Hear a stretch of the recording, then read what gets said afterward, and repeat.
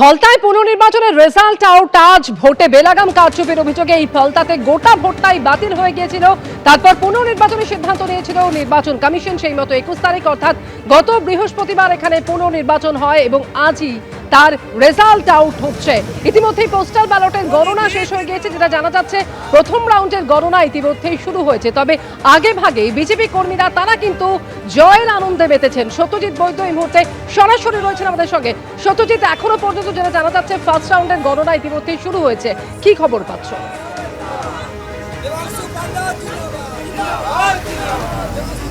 দেখো, ফার্স্ট রাউন্ডের গণনা যখন থেকে শুরু হয়েছে যে তাতে কিন্তু তার আগে থেকেই কিন্তু এখানে অর্থাৎ গণনা কেন্দ্রের বাইরে আমি যেখানে দাঁড়িয়ে আছি এখানে কিন্তু বিজেপির যে কর্মী সমর্থকরা তারা কিন্তু জমায়েত করতে শুরু করেছেন। অর্থাৎ ভোট থেকেই তারা এসে গেছেন এবং এখন যখন গণনা সবে শুরু হয়েছে তখন কিন্তু তাদের মধ্যে বিজয় উল্লাস এবং কেউ কেউ আবির মাখতে শুরু করেছেন, আরও আবির আনানো হচ্ছে এবং আরও আয়োজন করা হচ্ছে। যেমনটা আমি দেখতে পাচ্ছি যে বিজেপির কর্মী সমর্থকরা তারা এতটাই আশাবাদী যে আর মাত্র সময়ের অপেক্ষা এবং তারপরে তাদের জয় হবে এই প্রত্যাশা থেকে তারা কিন্তু ইতিমধ্যে বিজয় উল্লাস। আমাদের আজকে বিগত লাস্ট 10-12 বছর সাধারণ মানুষকে এবং অন্যান্য কোনো রাজনৈতিক দলকে কোনো রকম কোনো প্রোগ্রাম করতে দেয়নি, সাধারণ মানুষকে ভোট দিতে দেয়নি।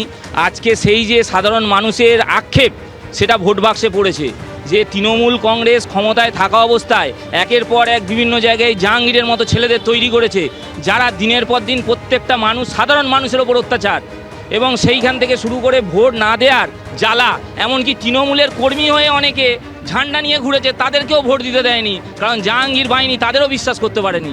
আজকে সেই আক্রোশ থেকে কিন্তু আনন্দ একটা অন্য মাত্রা নিয়েছে। আপনি তো দেখছিলাম আবির খেলছিলেন।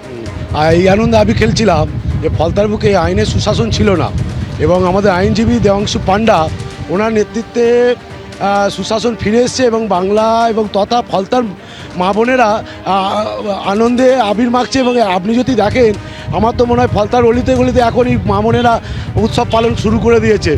আরও আবির তো আনানো হচ্ছে এবং তার সঙ্গে মিষ্টিমুখও করানো হবে। আমাদের পার্টির তরফ থেকে এরকম আমাদের পরিকল্পনা চলছে। সময়ের অপেক্ষা এবং আমরা 1.5 লক্ষ ভোটে জয়লাভ করবে। দেবাংশু পান্ডা ফলতার মামলাদের আশ্বাস ভরসার রেখে চলবে।